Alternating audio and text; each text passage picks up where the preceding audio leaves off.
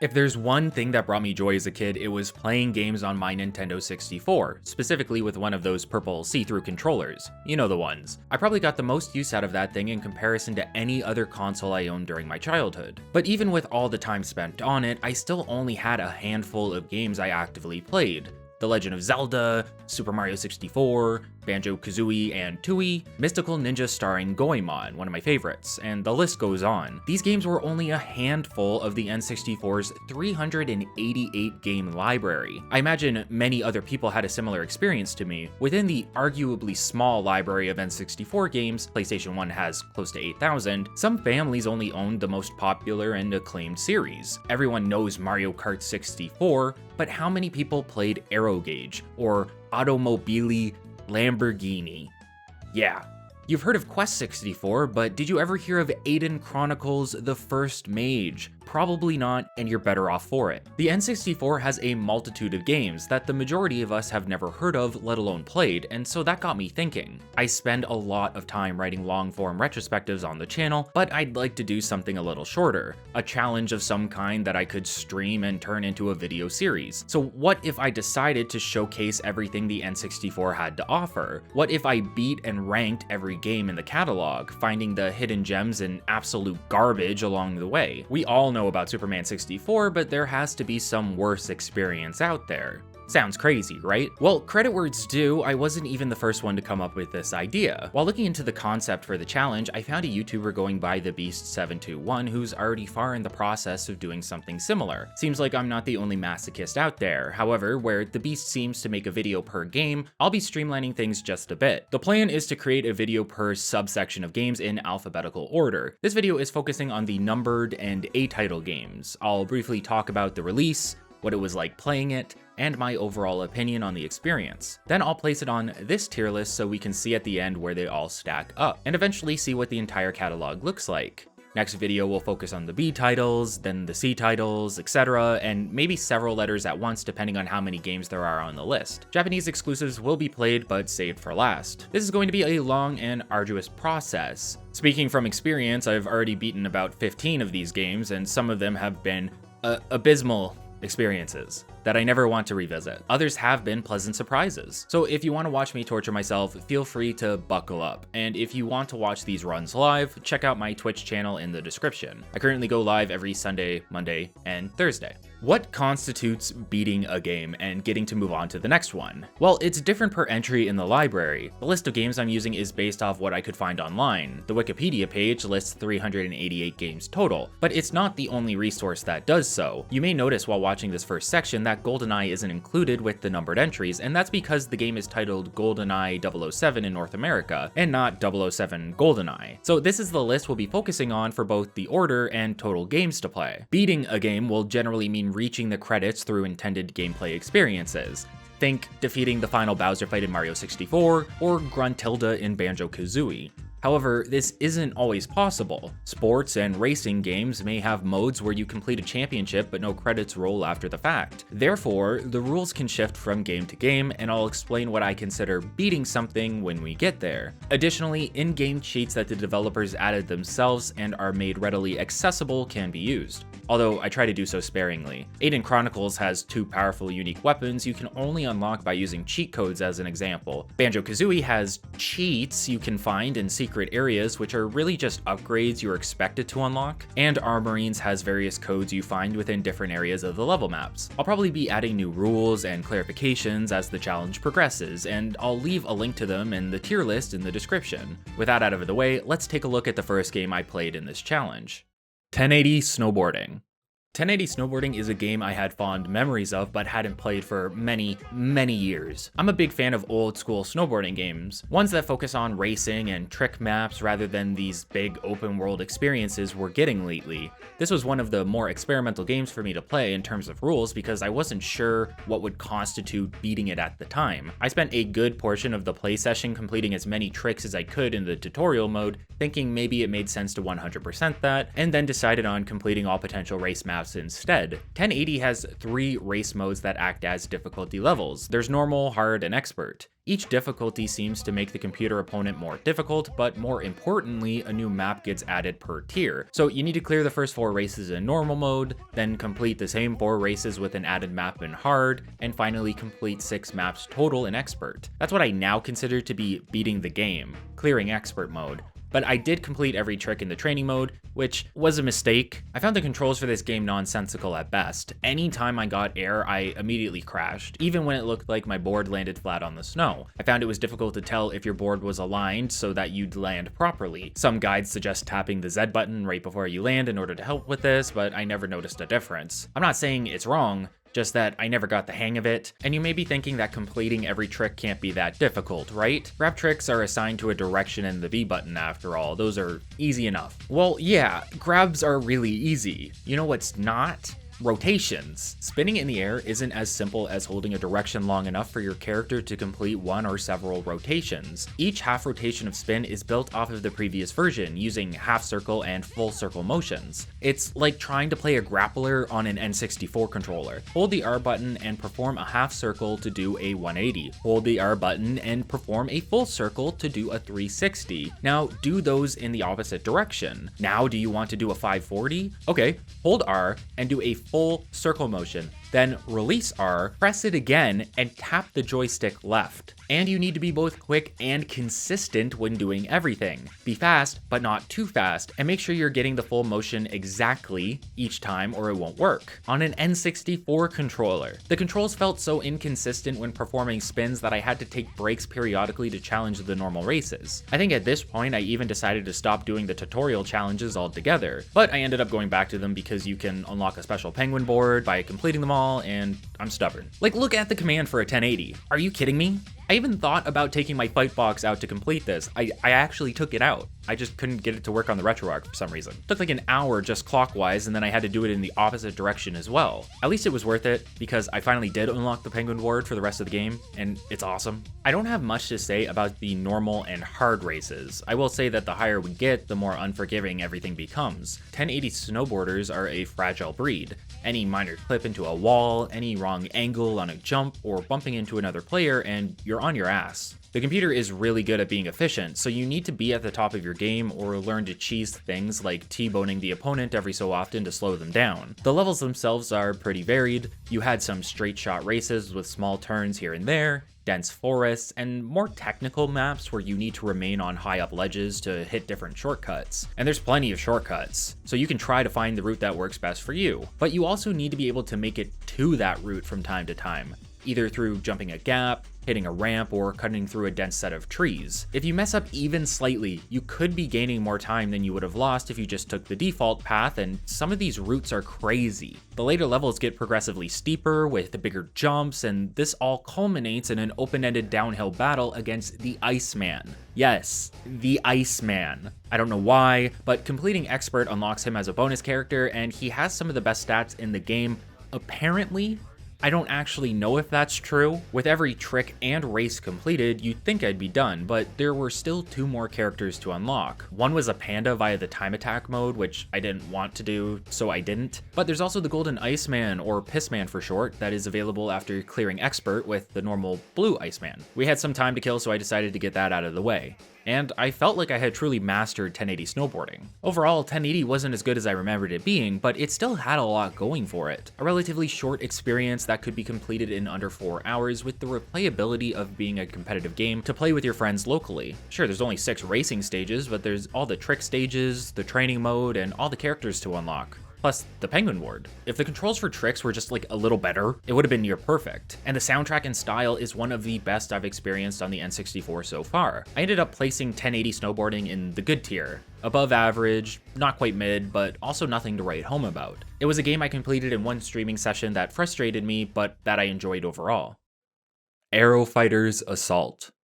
Stepping off the heels of 1080 snowboarding is a game I had never heard of before called Aero Fighters Assault. What started out as a confusing, excruciating experience overall managed to redeem itself only slightly through the sheer absurdity of the mechanics involved. Full disclosure here, many of these games are being emulated. I originally emulated 1080 on the RetroArch using an N64 core known as Parallel because it fixed some of the glitch sprites I was seeing otherwise. I found out later that this was causing intense lag and frame drops in many of the games I was playing. I ended up switching to Mugen from Parallel when we hit Army Men Sarge's Heroes 2, but the damage to my opinion on some of these games was already done, so I tried to reassess some of them and move them up on the list if they deserved it, but I'm just letting you guys know now in case any of the footage looks weird, like I imagine it does right now if you're familiar with the game. I'm not sure if Aero Fighters is just slow or if it was because of the core I was using, but everything felt like it was moving at a snail's pace. It is an absurd dogfighting game. I'd say think Ace Combat on the N64, but I've never played an Ace Combat game. You tell me if they seem similar at all. We get to choose between different planes with different pilots and loadouts. Each plane has a main weapon, a special weapon, some sort of utility item, and rockets. No, just rockets. Luckily, there's a story mode, so completing the game is simple enough. Just get through each mission. This is where one of the exceptions comes in though. Aero Fighters only shows the credits if you complete special bonus missions in between various levels of your campaign. Despite that, you can still get to what is effectively the final boss and consider the game beaten aside from the bonus content, so that's what we do here. Each level has its own objective. Very rarely are you just dogfighting in the air. More likely there will be a boss unit for you to destroy and the other jets and aircraft are just there to make your life a living hell.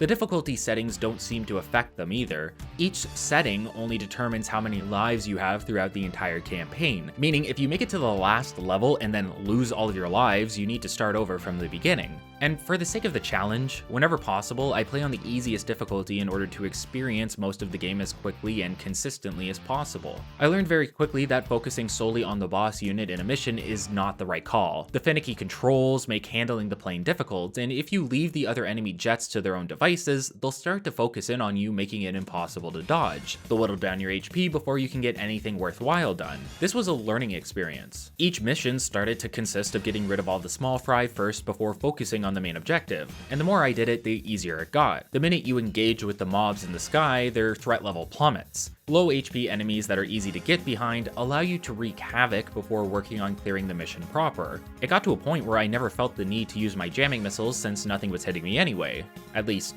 in most levels. It became a game where you didn't need to think. My brain sort of just turned off halfway through. It wasn't helping things that crashing into objects didn't penalize you in any way. After crashing, you would just spawn back up in the sky without losing any health or lives, meaning you could perform suicide runs on bosses and then respawn to perform another right away. This became one of my main strategies for every mission, including the final boss, which was a giant eyeball. For some reason, we're flying normal planes here, but we're fighting alien eyeballs. There was one level that gave me a lot of trouble, one where you need to blow up various generators to take down a shield surrounding a boss tower that needs to be destroyed. I'd spent 5 to 10 minutes destroying the generators only to get double tapped by some laser beam shot out from the tower. This cost me several of my lives and was late into the playthrough, which made me fearful I'd have to start all over again. I then found out that you don't even need to destroy the generators. There's an opening right at the beginning.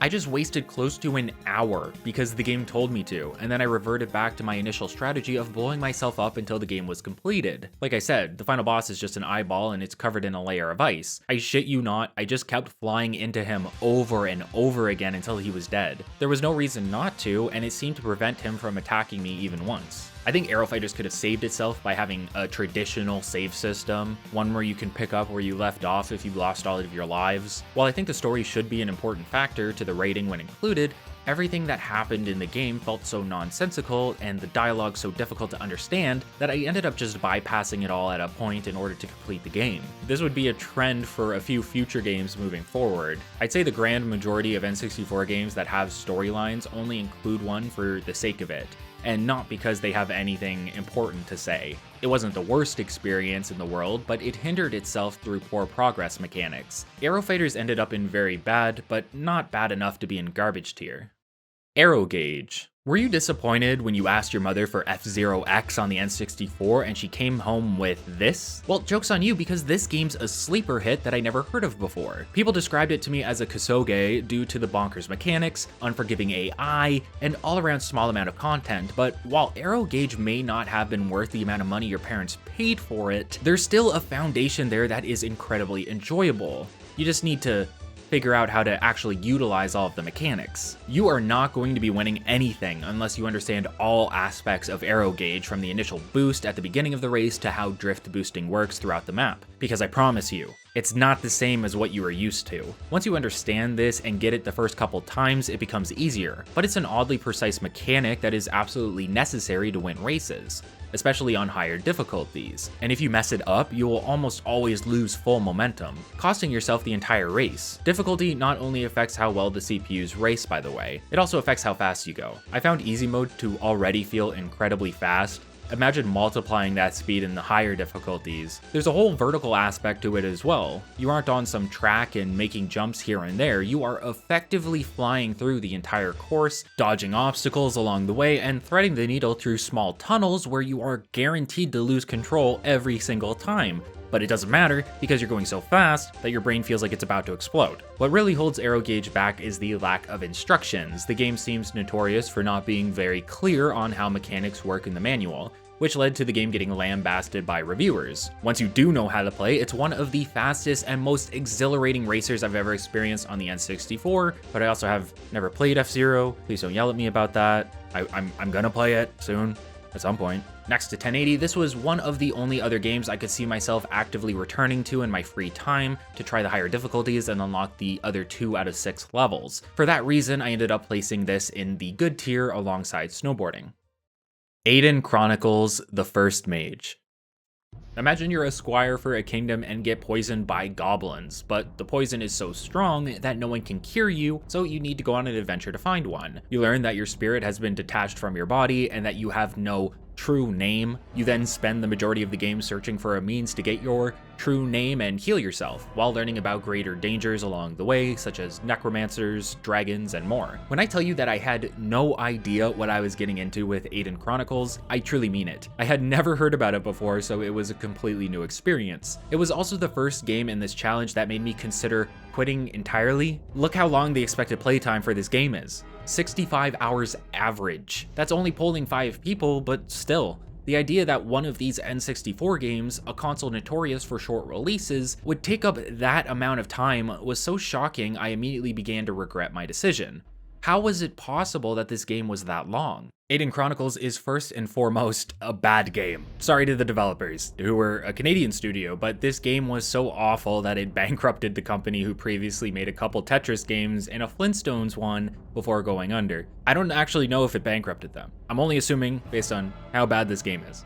That's right, their flagship game that should have put them on the map ended up backfiring so hard, I assume, that the company is no longer around. It's a semi-open world turn-based RPG series. You fight enemies in an arena where you get to move a certain distance per turn and attack if you're in range. You can earn experience that can be spent on attributes, skills, or spells. Your experience points cover all of these, and every character has the ability to learn every skill. It's a massive game, and what makes it so impressive is just how big the scope of it is. You play a freeform character with a freeform party, and you can pick up different party members along the way and even have them die permanently if they run out of HP in combat. It's like Fire Emblem on crack. Each character has an assigned element and can learn different spells by feeding them scrolls as long as the element of the spell and person align. You can choose to spend a ludicrous amount of experience points on skills or find a trainer who can train you for less experience points and the added price of gold. It really feels like a large open RPG with mechanics that let you build a party whichever way you want, and that's crazy. You travel an entire continent during the storyline, and aside from maybe 1 or 2 screen transitions, it's one big area to explore. How did they make this happen on the N64? How was this possible?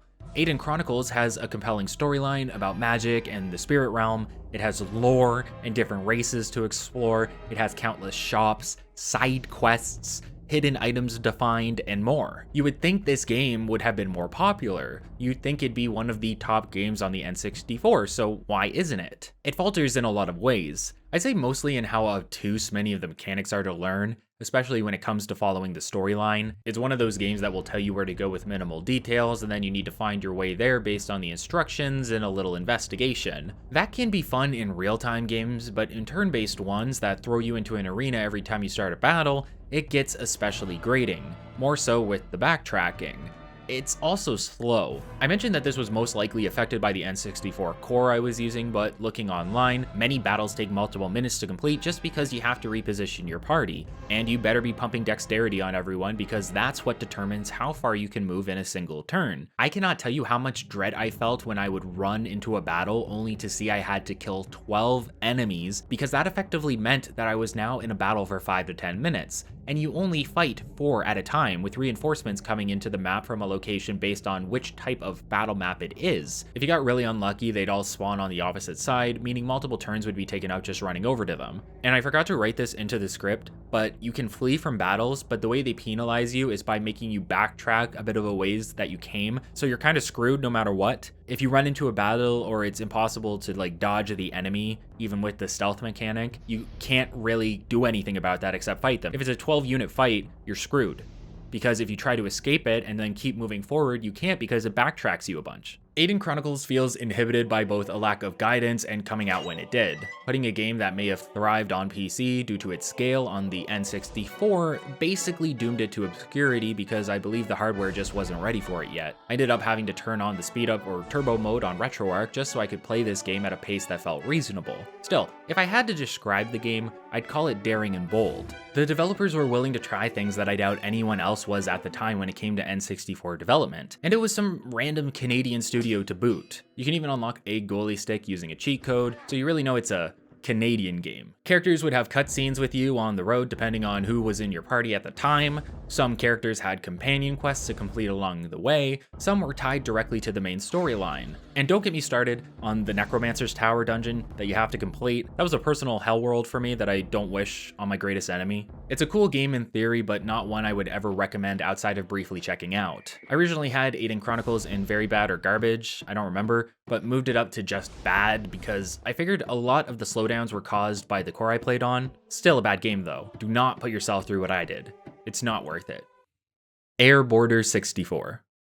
Air Border 64 is a game I had never heard of before. It's a Japanese and PAL exclusive, being canceled in North America, so I decided to get it out of the way now. I didn't end up playing this one for very long because it seemed to be more of an open-ended sports game with no goals to complete. It comes with a tutorial mode called Lecture, a trick mode called Street Work, Time Attack, and a coin collector mode, plus free roam. I can say I understand why the game was canceled in the West, as I saw little to no appeal while playing it. I feel games like this need some sort of decent progression system to make up for the lack of overall content. The gameplay itself was at least interesting to fool around with. You can shift stances on your board, and you can even turn the entire board around so that you're going backwards, and this affects the speed since your boosters or whatever are on the hind end, I'm assuming. The high point of the game is traversing the maps though, as the air board lets you wall ride and even climb up flat surfaces. Other than that, there's just not enough here.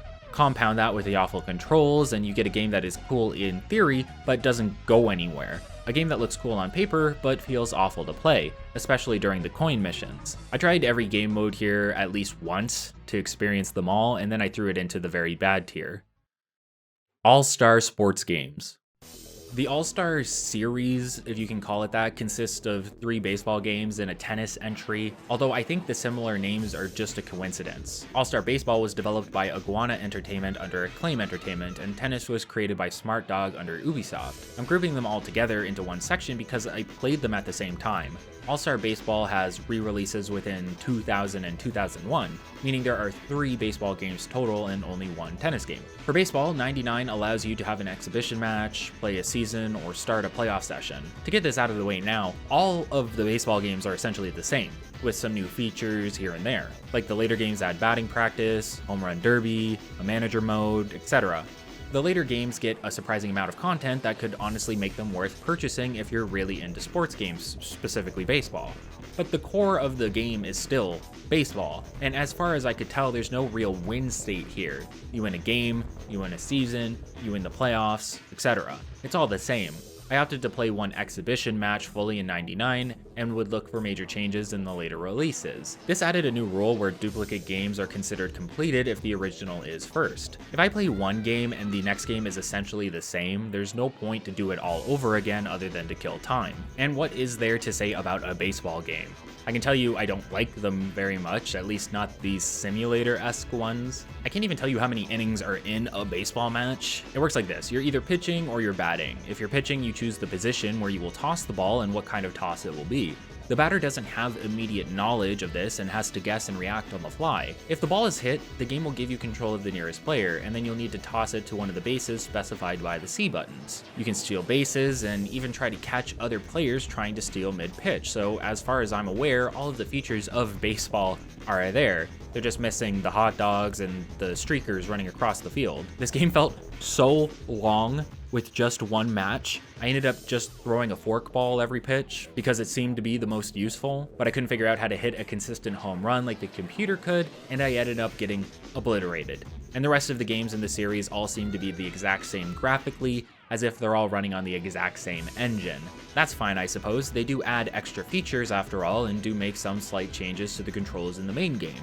They removed the forkball though, so I was really not enjoying my time with 2000 and 2001. You have 3 games here that don't play well at all, are essentially all the same, and probably cost full price per game on release. I'm sure the baseball heads out there are going to be disappointed to hear this, but I had such little fun with all of these games that they were the first entries to be placed in garbage tier. Tennis ended up there too. Don't get me started on All-Star Tennis, man. I like to think that I am a competent enough player, you know? I never had any trouble with Mario Tennis, although I'm sure that's made for children, so I don't know if that says anything good about me. But All-Star Tennis felt more clunky than baseball did somehow. No matter where I positioned myself or what button I pressed, I was consistently missing the ball every time. Characters would dive when I didn't want them to, they'd swing at a ball that looked like it connected but ended up being a miss for some reason, and they'd launch the balls out of the court at every opportunity. The one saving grace is that this came out before Ubisoft's open world phase, so there's no tennis towers for me to climb to unlock larger sections of the map.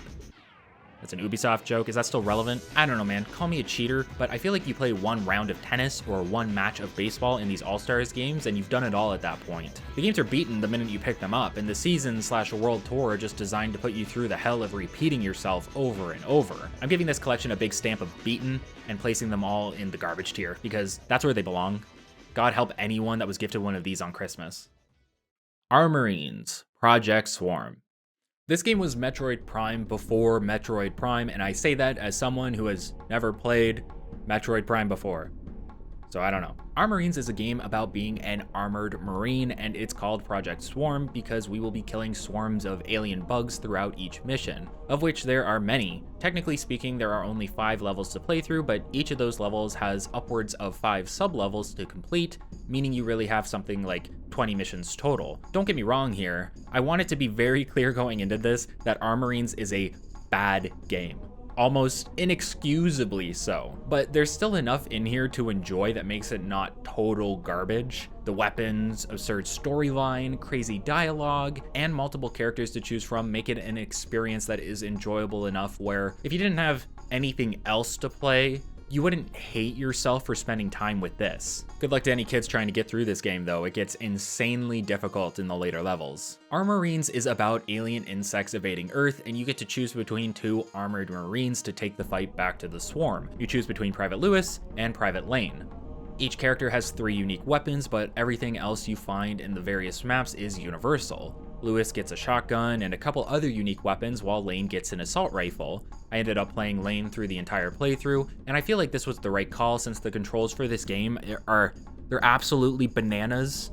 I could have said something worse, but I wrote bananas because I don't trust YouTube's monetization service. If you don't change any settings, Armorines has you aim with the joystick and move with the C buttons, which feels awful. It also does that inverted Y-axis thing where down is up and up is down. That's fine in a flying game, but I don't appreciate it here. Some of you probably do, but I don't. Unfortunately, there was no specific setting to fix this, so I was stuck with it. There were different control schemes to choose from, however, and I ended up sticking with one where I could move with the stick and aim with the C buttons. Still felt awful, but every shooter on the N64 has its own problems with controls. These were just particularly egregious. It doesn't help that almost every enemy you're fighting is faster than lightning and constantly swarming you. Get it? However, this does allow the game to have this particular sense of adrenaline to it where you're fighting for your life against hordes of enemies. Think Earth Defense Force, maybe. I haven't played that either. Where the game really starts to fall apart is in the later levels, as mission objectives are given to you and the exit of the level can generally be found early. If you walk through the exit without completing all of the objectives, you fail the mission and have to restart. Not sure the logic there. Seems like basic game design to keep the exit locked away until everything is completed. Why punish the player for walking to it, especially when the instructions are unclear? Take the destroy all eggs objective that you'll get every so often. Sometimes it tells you exactly how many eggs to search for, and other times it doesn't tell you anything at all. You just have to keep finding and destroying them until the objective is complete, and you never know what's an exit and what's a screen transition, so you end up trying to go to the next portion of the map because you didn't see any extra eggs where you currently are, and the next thing you know, you failed the mission and have to start over. The entire time this is happening, you're getting pelted by tiny enemies, big enemies, sniped by ranged enemies, attacked by invisible enemies. It never ends. Absolutely no guidance as to what you're supposed to do. Do you need to press a button? Good luck finding it. Is there an activation command on the controller? Nope, you need to touch the button with your hitbox and it does so automatically. You really need to put yourself in a specific mindset to play this game. You need to assume that every object in the map could be a button and run into everything along the way. You need to assume every wall is destructible, but only with explosives, but not always all explosives, sometimes only mines. It sounds stupid, and you will get lost, but you start to enter this zen state where you realize how absurd the level design is, and you can start to infer what bad decisions the developers made, allowing you to figure out where they placed a button. I remember being locked in a room and I knew immediately that one of the many torches or whatever on the wall would be a trigger to get me out, because why wouldn't it be at this point? Bosses also get thrown at you randomly. Sometimes you're lucky and the entire mission is a boss fight. Other times you have to complete a full mission to reach the boss and then still defeat them, which is awful because there's no checkpoints. And how do you kill these bosses? Who knows? You usually have to figure out what limbs are weak to your attacks by figuring out what flashes red when you attack them, and then the second phase starts and you have to figure out which new limb is attackable or damageable or whatever, and these phases get broken up by having multiple enemies spawn along the way. It's excruciating. Want to know how to switch your weapons? You have to press the A button and then a direction. Then some weapons are in the same direction, so you need to press it multiple times, but there's nothing in the game to infer that, meaning you may go an entire playthrough without trying all of the weapons because you don't realize they exist. Awful controls and bad level design are only slightly made up for with the sheer absurdity of some of the weapons. There's a Pharaoh staff that you can unlock later on that fires nukes across the map as an example. For that reason alone, I ended up placing the game under Aidyn Chronicles in the bad tier, but I wouldn't argue with someone if they wanted to move it down even lower. Army Men Air Combat. Finally, we're back on a decent game. Army Men Air Combat is a surprisingly solid overhead shooter. You play as a variety of helicopters that you unlock by progressing, and you can have a co-pilot that passively boosts one of your helicopter's features. Woodstock seems to buff your machine gun as an example. Air Combat takes place within the Army Men universe, created by 3DO, a series that started on the PC and Game Boy Color, and the devs would continue to create new games in the universe up to 2017. The N64 would see 3 of these games, those being Air Attack and Sarge's Heroes 1 and 2. Air Attack would be titled Air Combat on the N64, but retained its normal name on PlayStation. Again, it's surprisingly solid. You fly around the map and you use your machine gun to take out enemy units. You can also collect finite special ammunition such as missiles, homing missiles, signal flares, and more. You grab these by dropping a winch down and fly over the item, and this is how you heal and get temporary upgrades as well. It comes with an aim assist, which is almost required on the N64 in my opinion, and helps make the game feel overall more enjoyable and streamlined.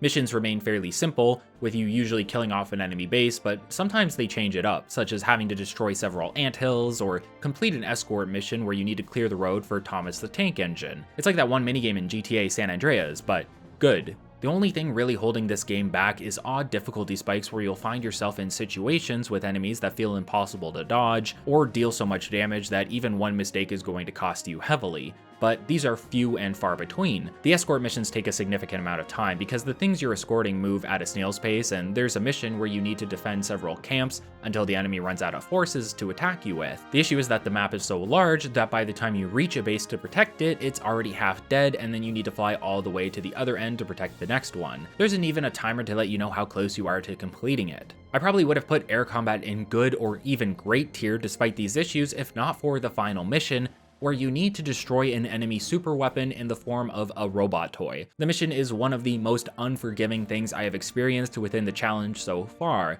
The boss is invincible until you destroy several generators, and you can only destroy them by finding cherry bombs in trucks that only sometimes spawn on the road. They aren't even a guaranteed drop, so you may just never see them when you need them. The entire time this is happening, you need to make sure that you don't get close to the boss or he'll melt your HP bar, and each generator you do destroy spawns in several new, powerful enemies, meaning you need to take the time to focus them down, otherwise you'll get overwhelmed. Then you finally need to start unloading on the boss who feels like he has near infinite HP, and then just pray to God that he's destroyed before you lose your 2 lives that are given on the mission. Air combat is okay tier at best for this mission alone. Army Men, Sarge's Heroes 1 and 2. Sarge's Heroes was next on the list of unforgiving experiences, but what is there has the potential to be really great, and I think they at least got closer to that in the sequel. This is another game I remembered playing on my own N64 when I was younger, but I don't seem to own a copy of it or its sequel, so I have no idea what happened to them. This is also another game where the slowdowns of the parallel core became increasingly apparent, and I ended up switching to Mugen in the sequel game. You'll see me speeding up a lot of this playthrough for that reason. Overall, the entire concept of Sarge's Heroes is really concise and done well. You have several objectives and a minimap that shows you where to find them, a minimap that seems to have been later removed in the sequel, with only the radar left over. Not sure why, as minimaps are one of the more beneficial features in this game. You play as Sarge and are fighting against the Tan Army. It's green versus tans, and the only reason we hate each other is because of the color of our skin, and clothes, and weapons.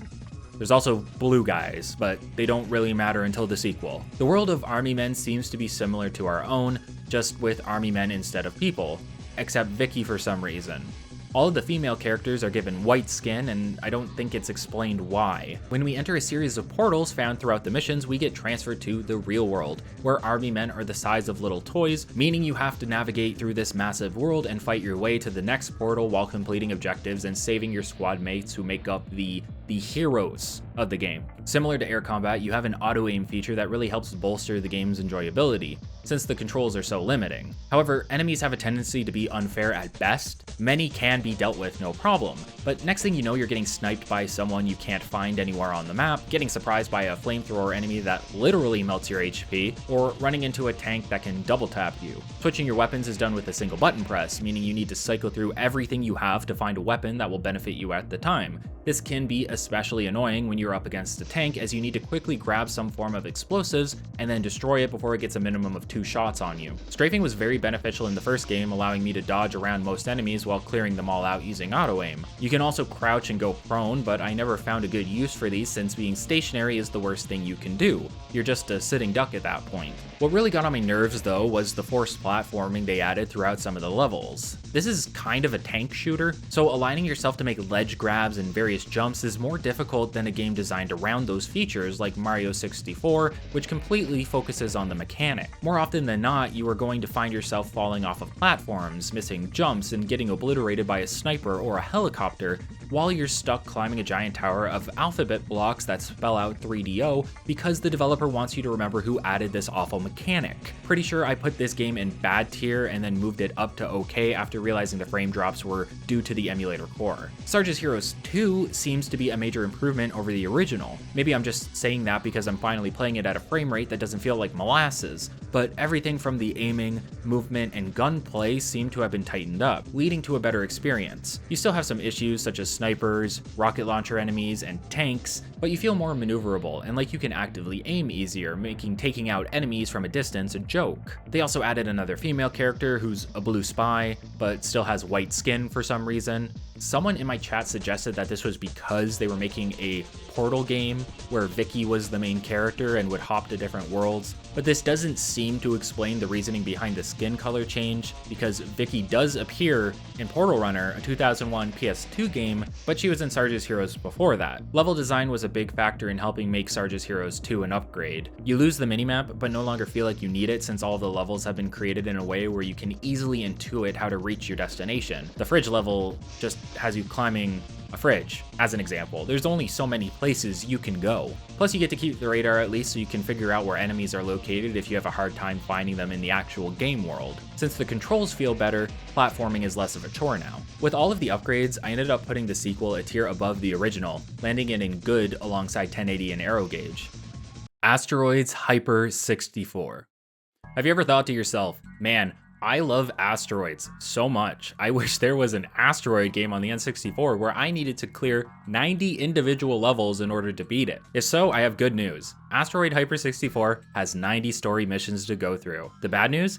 Everything else about this hell game. The nice thing about the original Asteroids is that you can clearly make out your ship and, the asteroids. In this version, the background causes both the ship and all of the rocks to blend into it, meaning it can be difficult to figure out where you are, or if you are about to crash because some random asteroid is hurling towards you and you can't see it. Shout out to my chat here for having no one tell me that the game was partially cut off. The N64 chooses screen sizes or ratios with a dice roll. No one seemed to be using a standard setup at this point, so some games have a larger screen size than others. They can even be off-center, which is infuriating. In Asteroids Hyper 64, you have something like 4 lives and 3 to 4 continues. If you run out of your lives, you have to continue, but you keep your progress. If you run out of continues, you need to start from a save point if you have one, and you get to save every 15 levels because that's when the area switches and you get new enemies and mechanics to deal with. The bad news is that your continues are persistent through your save files, so if you run out and then use a save file as a checkpoint, that checkpoint is always going to have as many continues as you did the moment you saved. This could potentially make completing the game very difficult since you could find yourself saving with no continues, but you have multiple save slots to help with this. Don't worry though. There's a cheese here I realized very early. If you enter a new tier of levels and don't have enough continues to make it through, there's a restart option in the pause menu that starts you at the current set of 15 levels you're in with all of your continues back. You can save after 15 levels, enter the next tier of them, and then restart the tier to get everything back. It makes the game a cakewalk. Meaningless. Meaning you're just trying to get through 90 boring levels of asteroids in order to complete this silly challenge you imposed on yourself that you regret every day of your life. And if you think that it's asteroids and they can't really screw that up, when you die the game has to wait for asteroids and enemies to get out of the center of the screen so that it can safely spawn you in. Yeah, it doesn't reset the position of everything. It waits and hopes that the screen real estate will become available at some point, meaning you could wait a couple seconds or a couple minutes depending on how unlucky you get. Then there's one section of 15 levels where you spawn in the bottom right corner of the screen, and it feels like the developers didn't account for this because I was constantly spawning inside of an asteroid that meant I was guaranteed to die. This game has a lot of things like that which unfairly eat up your lives. Many of the boss fights you end up in will immediately shoot you down the moment you respawn. Some enemies even have units that fill the majority of the screen, plus several homing missiles, meaning the moment you move, you're toast. I had to stay in place and use temporary invulnerability from respawning to clear everything out, and then just try to obliterate the boss before I died again. Respawning feels like it's intended to be used in a way where you need to actively utilize it against the enemies. It's like the game knows you won't survive here no matter how hard you try. I don't even remember why I put this in very bad tier initially. It truly deserves to be in garbage, and I am actively swapping it after the fact, so that's a little surprise for anyone who saw me rank it on stream. Automobili Lamborghini. Automobili Lamborghini is the final game on this list, meaning it's the final A-title game as well that isn't a Japanese exclusive. After this is Banjo-Kazooie, so you can imagine I was eager to get through it. In terms of beating the game, I chose to complete a championship of 6 races with 6 laps apiece. I don't know what I expected going in, but it sure wasn't what I got. This game somehow feels faster than Aero Gauge at times, and that game was on crack. Every race feels like you're going light speed. I couldn't tell if it was just my perspective as the driver or if everyone spectating felt that as well. Plus the handling was super sensitive, so the car felt like it was going all over the place. Automobili is a racing simulator on the N64. You need to make pit stops periodically in order to refuel and get your tires replaced, and each of these is their own short mini game, so you need to get really good at it, otherwise the computer opponents will gap you like crazy.